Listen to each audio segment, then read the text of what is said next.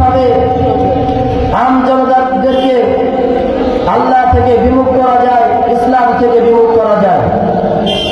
যখনই তারা বিভিন্ন কুসংস্কার ইসলামের মধ্যে ঢুকাইতে থাকে, ঠিক তখনই উলামায়ে কেরামগণ এর বিরোধিতা করে। সম্মানিত উপস্থিতি, বর্তমান বিশ্বে যে মহামারী ছড়াচ্ছে সমকামিতার, প্রতিটি আলেম সমাজ নিজ নিজ স্থান থেকে এর প্রতিবাদ জানাচ্ছে। এর ফলে আম জনতারা আবার সেই অন্যায় থেকে ফিরে আল্লাহ তাআলার পথে আসতেছে। কি বলেন, ঠিক কিনা? ইহুদি খ্রিস্টানরা কখনো চায় না যে আল্লাহর বান্দারা আল্লাহর ইবাদত করুক। যখন তারা দেখতেছে যে আলেম সমাজ এই পথভ্রষ্ট ব্যক্তিদেরকে আবার পথের দিশা দিচ্ছে, এখন তারা চিন্তা করতেছে যেভাবেই হোক না কেন আলেম সমাজ থেকে আম জনতাকে বিচ্ছিন্ন করতে হবে। এই জন্য আম জনতার মাঝে আলেম সমাজের নামে বিভিন্ন প্রকার ফিতনা ছড়াচ্ছে। তারা বলতে থাকে আলেম সমাজ একটা বিশৃঙ্খল সমাজ, আলেম সমাজ কোনো সভ্যতা বোঝে না, তারা কোনো হিকমত বোঝে না। আমরা যদি জিজ্ঞাসা করি এমন কথা কেন বলতেছেন, তারা আমাদের উত্তর দেয় যে আমরাও মুসলমান, আমাদের মধ্যেও আল্লাহর ভয় আছে। যখনই ইসলাম বিরোধী কোনো কাজ হয় আমরা তো এইভাবে লাফাই না, আলেম সমাজ কেন এত মাঠে ময়দানে লাফাইতে থাকে? সম্মানিত উপস্থিতি, এমন কিছু বলে বলে আমাদের সাধারণ জনতাদেরকে বিভ্রান্তির মধ্যে ফেলছে। এই জন্য অনেক সময় আমাদের কানে এই আওয়াজ আসে, আম জনতারা বলতে থাকে যে হুজুর আমরা কোন আলেমের পথ অনুসরণ করব? আলেমদের মধ্যেই তো ফিতনা, আলেমরাই তো আমাদের বিভ্রান্তি করতেছে। সম্মানিত উপস্থিতি, আমাদের এই ফাঁদে পড়া যাবে না। ইহুদি খ্রিস্টানরা সর্ব অবস্থায় আমাদের ঈমান হরণ করার জন্য পায়তারা করতেছে। এই জন্য আমাদের সজাগ দৃষ্টি রাখতে হবে, কোন অবস্থায় যেন আমাদের ঈমান হরণ না হয়। কি বলেন, ঠিক কিনা? সম্মানিত উপস্থিতি, আমরা একটা ছোট্ট উপমা, ছোট্ট একটি উদাহরণের মাধ্যমে বুঝতে পারি যে আলেম সমাজ কেন এত চিল্লাচিল্লি করে। যখনই ইসলাম বিরোধী কোনো কাজ হয়, যখনই রাসূলের বিরুদ্ধে কোনো কাজ হয়, যখন কোরআন ও হাদিসের বিরোধিতা কোনো কিছু হয়, আলেম সমাজ কেন এত চিল্লায়, কেন এত বিরোধিতা করে? এর সহজ একটি উদাহরণ আমরা শুনতে পারলেই আমাদের বুঝে আসবে। মনে করেন আমরা দূরে একটি সফর করব, এমন অবস্থায় আমাদের কোন রেল স্টেশন বা বাস স্ট্যান্ডে যাইতে হয়। কি বলেন, ঠিক কিনা? এরপর বাস স্টেশন যাওয়ার পর, বাস স্ট্যান্ডে যাওয়ার পর যদি দেখি বাস আসার সময় আরো বাকি আছে, তখন আমরা কি করি? ওই বাস কাউন্টারে কিছু সিট দেওয়া থাকে, সেখানে বসি, বাস আসার অপেক্ষা করি। এজন্য যখন ওখানে বসি, এরপর কোনো জরুরত আসলে আমাদের যখন প্রয়োজন হয় সেখান থেকে চলে যায়।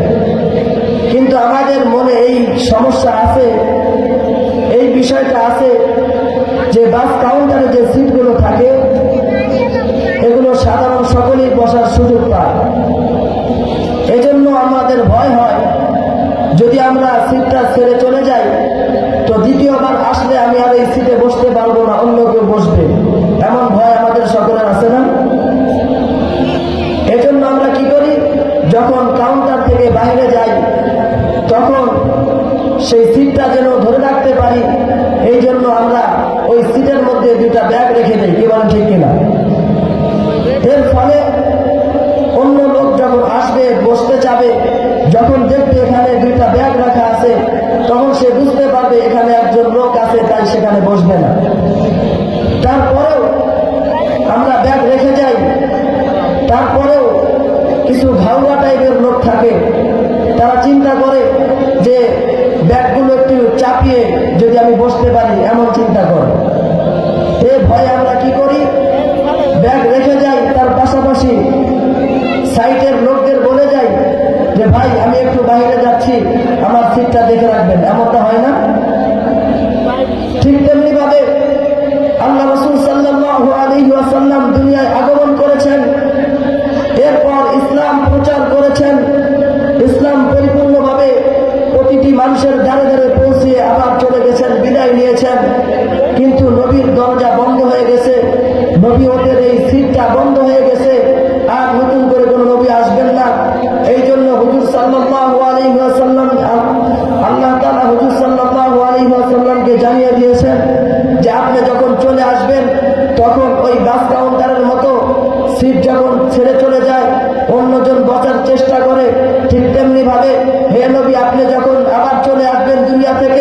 আপনার নবুয়তের সিটে বসার জন্য অনেক বেয়াদব তারা পায়তারা করবে।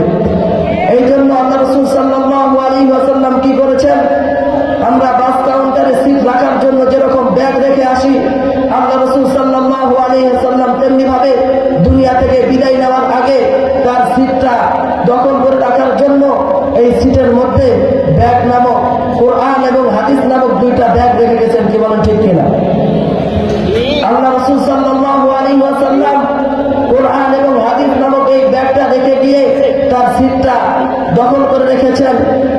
শুধু তাই নয়, আল্লাহ রাসূল সাল্লাল্লাহু আলাইহি ওয়াসাল্লামও জানেন যে কিছু ঘাওড়া টাইপের লোক আছে যারা আমার এই কোরআন এবং হাদিস নামক ব্যাগটা সরিয়ে সেই নবুয়তের চেয়ারে বসার চেষ্টা করবে। কি বলেন ঠিক কিনা?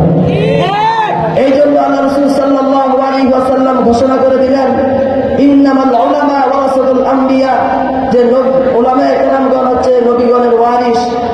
আল্লাহ রাসূল সাল্লাল্লাহু আলাইহি ওয়াসাল্লাম বললেন, হে আলেম সমাজ শুনে রাখো, আমি এই নবুয়তের সিটের মধ্যে, এই ইসলামের সিটের মধ্যে কোরআন এবং হাদিস নামক দুইটা ব্যাগ রেখে গেলাম। তোমরা দেখবে কোন ব্যক্তি, কোন কুলঙ্গার যদি এই ব্যাগ সরিয়ে নবুয়তের চেয়ারে বসতে চায়, খবরদার তোমরা তার ঘাড় ধরিয়ে সেই চেয়ার থেকে নামিয়ে দিবে। এই জন্যই আল্লাহ রাসূল সাল্লাল্লাহু আলাইহি ওয়াসাল্লাম উলামায়ে কেরামগণকে ওয়ারিস বানিয়ে দিয়েছেন।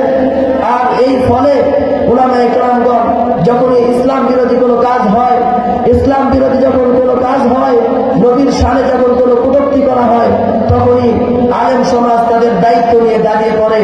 তাদের দায়িত্ব যে এই সিটটা যেন